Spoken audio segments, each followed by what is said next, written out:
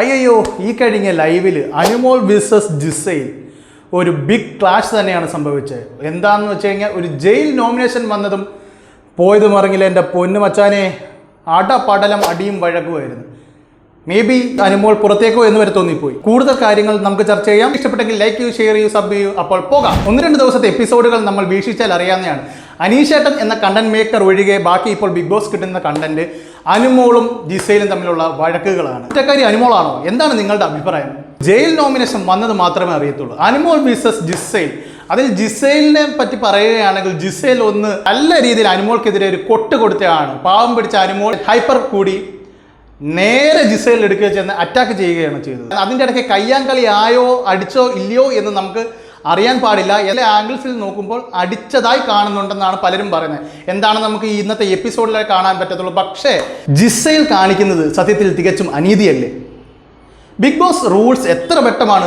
ശ്രീമാൻ Mohanlal sir കഴിഞ്ഞ വീക്കെൻഡിൽ ജിസൈലിനെ താക്കീത് ചെയ്തിട്ടും ജിസൈൽ തൻ്റെ മേക്കപ്പ് സെറ്റുകൾ വീണ്ടും ഒളിപ്പിക്കുകയാണ് ചെയ്തത്. എൻ്റെ വിഷനിൽ നോക്കുകയാണെങ്കിൽ ജിസൈൽ തികച്ചും ഔട്ട് ഓഫ് ദ റൂൾ പരിപാടിയാണ് ബിഗ് ബോസിൽ ഉടനീളം ഇതുവരെയുള്ള എപ്പിസോഡിൽ കാണിക്കുന്നത്. മെനങ്ങാനത്തെ എപ്പിസോഡ് ബിഗ് ബോസ് ജിസൈലിൻ്റെ ബെഡിൽ നിന്ന് തന്നെ ഒരുപാട് കോസ്മെറ്റിക് ഐറ്റംസ് പൊക്കിയിട്ടുണ്ട്. ജിസൈലിന് നേരെ റെഡ് ഫ്ലാഗ് ബിഗ് ബോസ് നീട്ടുമോ ഇല്ലയോ എന്ന് വരെ പലരും ചൂണ്ടിക്കാണിക്കുന്നുണ്ട്.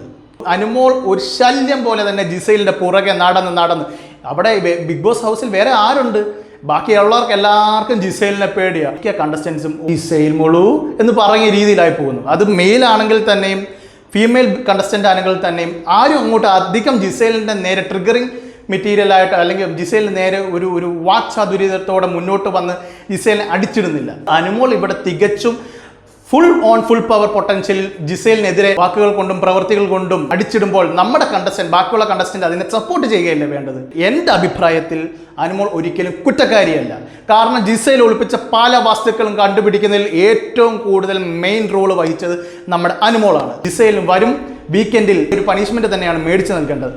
ഇവിടെ മറിച്ച് എല്ലാവരും പ്ലേറ്റ് തിരിക്കുകയാണ് ചെയ്തത്. അപ്പാനി ശരത്തിനെ പോലുള്ള ഇരട്ടത്താപ്പുള്ള പ്ലേയേഴ്സുകൾ അതൊരു കാർഡായിട്ട് ഇറക്കി പാവം അനുമോളെ ബിഗ് ബോസിൽ നിന്ന് പുറത്താക്കാൻ തന്നെയാണ് അവർ തീരുമാനിക്കുന്നത്. എന്താണ് നിങ്ങളുടെ അഭിപ്രായം എന്ന് കമന്റ് ചെയ്യൂ. കൂടുതൽ വീഡിയോയ്ക്കായി ഈ ചാനൽ സബ്സ്ക്രൈബ് ചെയ്യൂ, ലൈക്ക് ചെയ്യൂ, ഷെയർ ചെയ്യൂ. നെക്സ്റ്റ് വീഡിയോ കാണും വരെ.